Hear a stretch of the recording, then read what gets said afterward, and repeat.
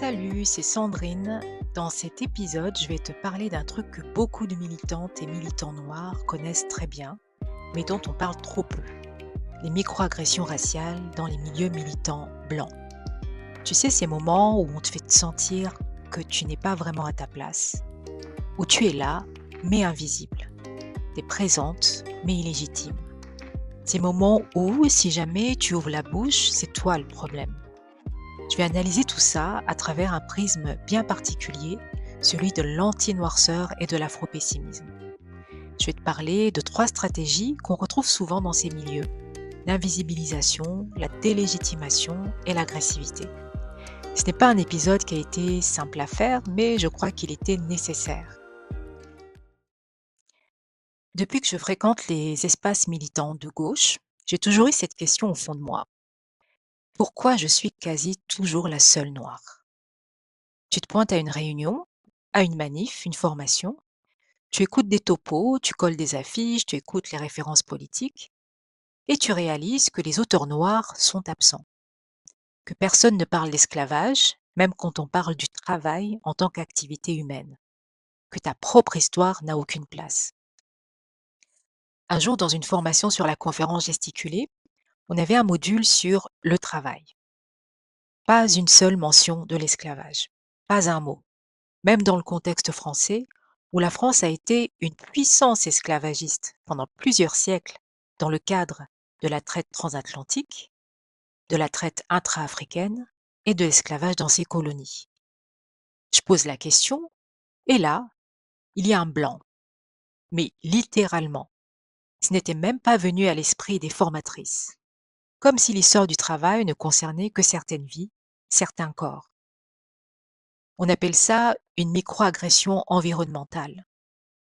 Écoutez le philosophe et chercheur en sciences politiques martiniquais Malcolm Ferdinand dans cet extrait d'une vidéo du Media Blast où il parle de l'absence des personnes racisées dans les mouvements pour la défense de l'environnement.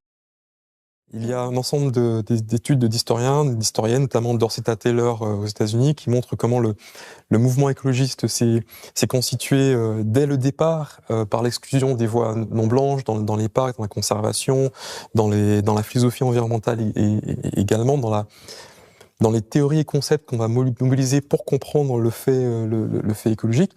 Comment ça se maintient? Comment se fait-il que, au bout de 50 ans, 40 ans, 60 ans, en fait, on en soit encore là? Et vous dites même comment est-ce que c'est entretenu, d'une certaine manière. Tout à fait, surtout si on prend à la lettre des personnes qui disent moi je ne suis pas raciste, moi je n'ai pas volontairement exclu telle ou telle personne. Et si précisément ce n'est pas volontaire, c'est qu'on a véritablement un vrai problème, un gros problème, puisqu'on reproduit. Et c'est pour ça que j'ai voulu identifier en fait des mécanismes qui permettent de maintenir sans avoir à le vouloir. Donc c'est même facile de maintenir ces mécanismes qui excluent un ensemble de voix, notamment une partie de celles qui sont dans le texte. Télémavi Terefé parle de public captif invisibilisé. Elle emploie cette expression pour décrire la façon dont le milieu universitaire voit et traite les militantes féministes décoloniales noires, et c'est exactement comme ça que je me suis sentie dans certains espaces, comme autorisée à être là, mais complètement invisible. Et ça ne donne pas envie de revenir. C'est finalement le refus de reconnaître aux personnes non blanches, aux personnes racisées, une capacité non seulement de parler, mais de produire leurs propres concepts et outils de leur pensée.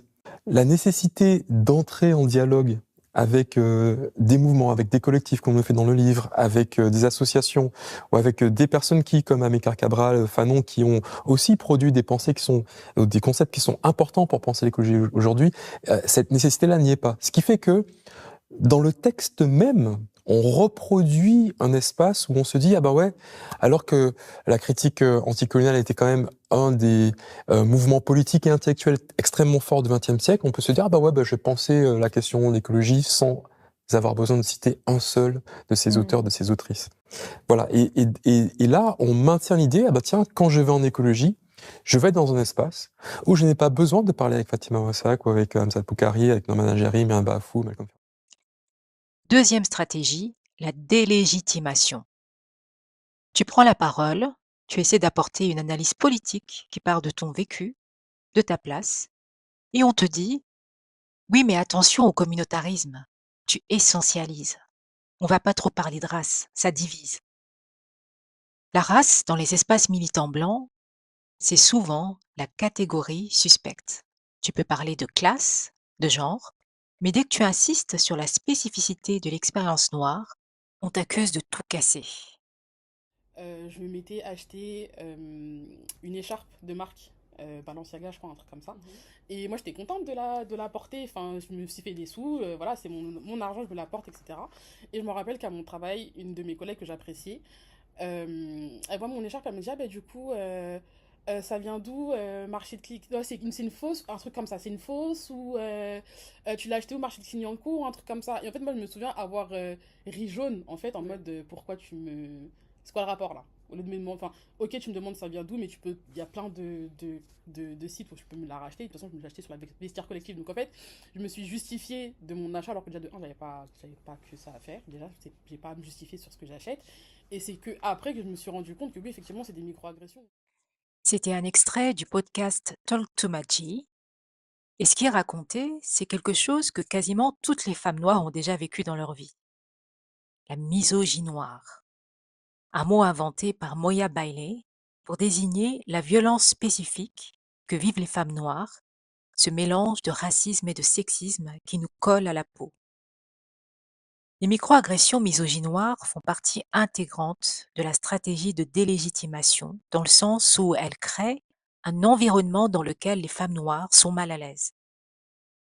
Moi, par exemple, pendant cette même formation, j'ai eu droit à des remarques sur mon apparence tous les jours. Des réflexions du genre: «Tu arrives à faire la vaisselle avec des ongles comme ça?» Ou bien: «On dirait que tu sors d'un clip vidéo». Des trucs pas méchants en apparence, mais qui veulent dire: «Tu ne corresponds pas à ce qu'on attend de toi ici». C'est de la délégitimation. C'est comme dire: «Ta présence dérange, ta parole dérange, ton corps dérange». Moi, il y a une critique que je trouve juste, c'est qu'il ne faut pas relier automatiquement la négrophobie arabe à l'histoire de l'Occident. Il y a aussi une spécificité arabe, mais aussi sur le fait qu'on en parle beaucoup, qu'on nous renvoie souvent quand on parle de racisme à cette question de la négrophobie arabe. Donc en même temps, l'analyse sur la négrophobie arabe et cette volonté de la mettre en avant. Bah, Et est-ce que tu penses que c'est un tabou chez nous, dans euh, l'antiracisme? est-ce que c'est un tabou dans l'antiracisme? Bah oui, oui, oui, c'est un tabou, c'est un tabou dans l'antiracisme. Bah, je me souviens bien à l'époque au pire, je veux dire, Boutelja, elle voulait pas en parler, hein. Elle avait vraiment pas du tout envie qu'on en parle. Et quand on a commencé à en parler, ça s'est pas super bien passé. Mais c'est quoi le truc de pas vouloir en parler? C'est que Bah, c'est pas la on veut pas priorité. C'était quoi les éléments donnés? on veut pas diviser la classe ouvrière. Ah d'accord, on veut pas que Les projets panafricains ont jamais dit ah non. C'est pas le mouvement panafricain ou les progressistes d'Afrique subsaharienne qui sont là à considérer avec mépris l'Afrique du Nord, bien au contraire. Et puis, il y a l'agressivité. Dans cet extrait, Ajari raconte les réactions violentes auxquelles il a fait face quand il a voulu parler de négrophobie à l'époque où il militait au sein du Parti des indigènes de la République, le PIR, qui est un mouvement antiraciste décolonial majoritairement, si ce n'est uniquement, composé de personnes issues de l'immigration nord-africaine en France. L'agressivité n'est pas toujours brutale, elle est parfois juste sournoise, perverse, mais toujours avec le même objectif, celui de faire taire. Un jour, une formatrice me lance: «Comment ça se fait que l'antiracisme n'a pas eu son MeToo?» Tu vois le sous-entendu? C'est une micro-invalidation. Ça nie des mobilisations entières. Ça efface le Black Lives Matter, l'été 2020, les marches, les tribunes, les textes, les cris, les larmes, comme si tout ça n'avait jamais existé. Comme l'explique Terefé, ces agressions sont souvent accompagnées d'une forme de plaisir, un plaisir à te remettre à ta place, un plaisir à te rappeler, en silence: tu vas trop loin, tu déranges. Pour comprendre tout ça, je me suis plongée dans les écrits des auteurs du courant afro-pessimiste, comme Frank Wilderson, Kelvin Warren, Saidiya Hartman et Norman à gérer. Pour comprendre ce qu'est l'afro-pessimisme, il y a cette anecdote racontée par Frank Wilderson d'un épisode psychotique qu'il a vécu et qui l'a amené à l'infirmerie de son université, alors qu'il n'était qu'un étudiant à l'université de Dartmouth. Alors ici, je reprends cette histoire telle que Frédéric Bettinger l'a racontée sur le blog du collectif de Pantin. Cet épisode débuta un matin alors que Wilderson était dans sa salle de bain, devant le miroir, et qu'il sentit ses côtes se serrer, et qu'un sentiment d'angoisse doublé d'un sentiment de persécution l'envahit.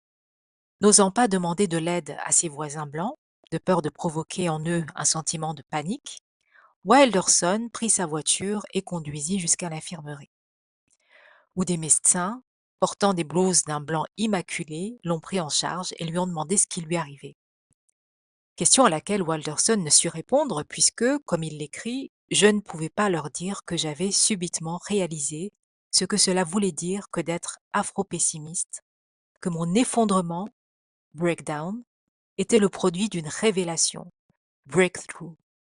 Révélation à laquelle je comprenais enfin pourquoi j'étais trop noir pour qu'on puisse prendre soin de moi. Too black for care. Cette révélation lui rappela également l'effort qu'il devait faire tous les matins quand il était petit et qu'il devait se rendre à l'école de grammaire pour enfants blancs tout en sentant monter en lui un sentiment d'angoisse qu'il ne pouvait calmer qu'en se répétant « Ne leur montre pas ton angoisse, fais-leur se sentir en sécurité ».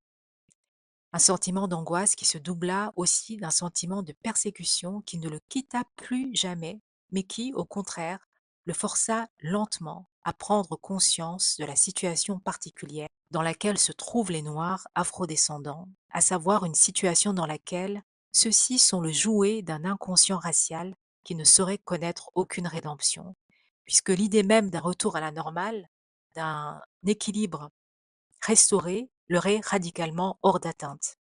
Wilderson dit qu'à travers cet épisode, il a pris conscience de ce que le philosophe Calvin Warren appelle un principe de plaisir sadique globalisé. Même si l'esclavage a été aboli, le fait qu'il ait été possible à une époque de posséder un esclave noir à partir de l'industrie de l'esclavage transatlantique a créé un principe de plaisir sadique globalisé dans la relation des autres peuples avec les Noirs afrodescendants. Wilderson parle de mort sociale pour les Noirs. Pour les afro-pessimistes, il ne suffit pas de parler de racisme. Le racisme ne suffit pas pour décrire l'expérience des Noirs dans ce monde. Il faut parler d'anti-noirceur. Parce que les personnes noires ne sont pas juste discriminées, elles sont niées dans leur humanité, historiquement, juridiquement, socialement. Alors une fois qu'on a dit ça, on fait quoi? Il y a 3 choses que je veux défendre ici. La non-mixité d'abord. Ce n'est pas un repli, c'est un espace de sécurité, de transmission, de stratégie.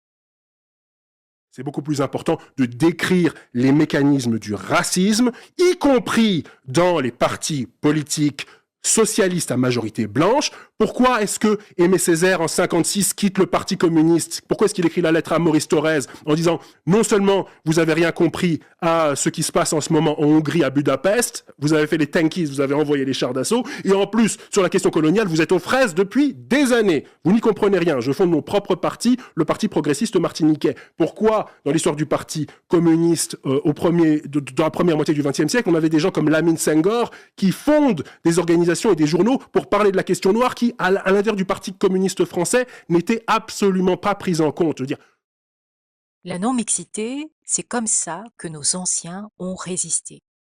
Au Luxembourg aussi, comme le montre l'article Black Luxembourg des sociologues Bernardino Tavares et Aleida Vieira.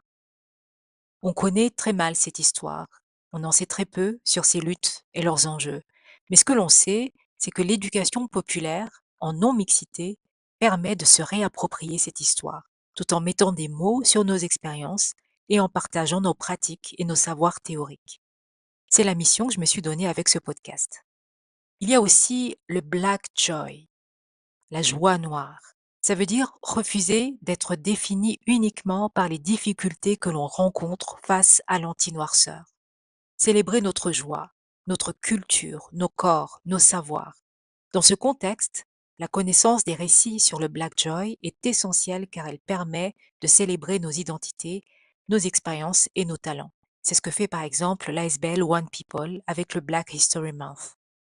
Parce que la joie, c'est une forme de résistance. Et enfin, il y a le care politique.